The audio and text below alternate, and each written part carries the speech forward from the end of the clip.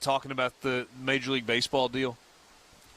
This show has gone on longer than their negotiations. Yeah, a lot longer. It's frustrating, man. It really By about is. 50 minutes. Yeah. And thankful for college baseball. Which, right? by the way, Major League Baseball and the Players Association met today, a negotiating session that lasted 15 minutes. And they are so far apart on every little issue, and they're not getting anywhere closer. And by the way, pitchers and catchers were supposed to report yesterday.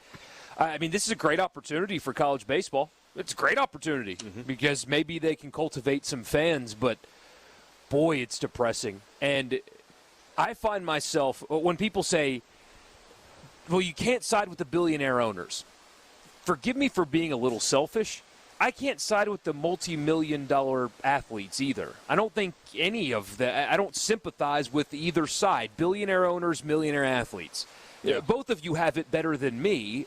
All I can do is choose how I entertain myself via athletics, right? I am going to choose something else this summer, whether it be soccer or hockey or playoff basketball.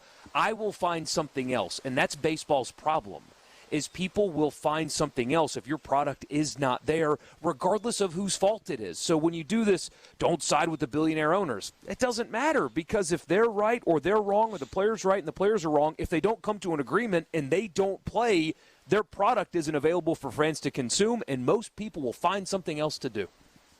And that's a problem for them, because people have already been doing that while they've been playing.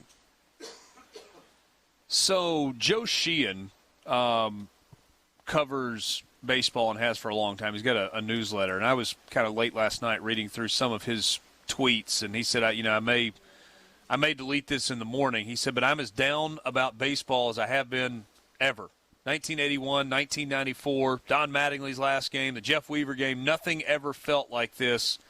The owners control access to baseball, and they do not care whether we have a 2022 season. And, I mean, I don't know if I 100% agree with the idea that they don't care. But he says it's impossible to even convince people they're the ones at fault, even though it's literally a lockout. It's not a strike. It's a lockout. Yeah. The largest media voices alternate between proffering sober solutions and blatant water carrying. Fans think the players are stubborn when they've offered the owners their two biggest asks and pulled two of their own biggest asks off the table. The owners are averaging an offer every 25 days or so, all of which make the soft payroll cap harder, and none of which meaningfully address the big issues, competitiveness and paying young players. That's what the players want. And I saw somebody sum it up earlier that said, when it all comes down to it, 3 to 6% of revenue is what's at stake. The owners don't want to give up, split the difference, and say 4.5% of the more revenue. And therefore, Major League Baseball may not happen this year. Spring training's already delayed. Start of spring training's already delayed. Pitchers and catchers were supposed to report this week. Yeah. Mm-hmm. Yesterday or the day before. Well, your buddy Jake Mangum, you talked to him on his way to camp right now, isn't he? Yeah, the non-40-man guys are going to camp. So if you're on the 40-man roster, even if you start the season in the minor leagues, you cannot go to camp. Right. Because you're on the 40-man, which is part of the MLB setup. If you are solely a minor league player, you're headed to camp. Exactly. So that's why Jake Mangum's headed to camp, and Brent Rooker is going to be at Dudy Noble Field this weekend. There you go. Well, at least the people in the Jackson area and down on the coast will get baseball this summer. Yeah.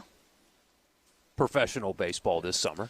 But in a state like this, where there's a ton of Braves fans, but those people are all State fans, they're all Ole Miss fans, they're all LSU what fans. What is it USM about fans. Atlanta and strikes / lockouts? They can't win.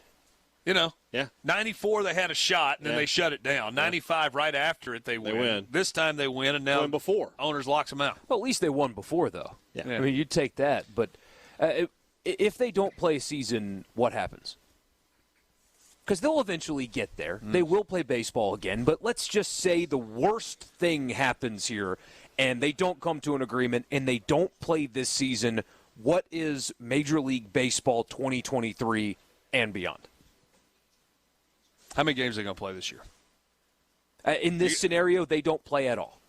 For whatever reason, the owners won't budge, and nothing gets done, and they don't play in 2022. It's going to be tough. You lose an entire season and a World nobody's Series. Forgiven that. Nobody's forgiven that. Either side. I think your hardcore baseball fans are. I think it's really hard. It would be tough for me because it's like I love baseball. Yeah. Period. Like I love college baseball probably the most, but I just love the game.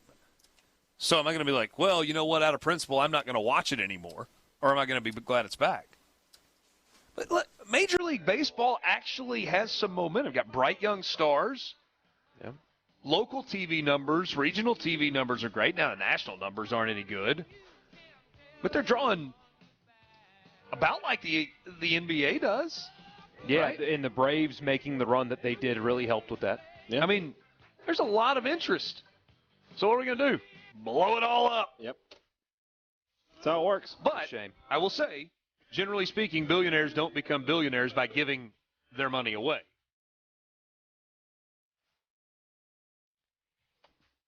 It does feel like there's a solution here where everybody makes money.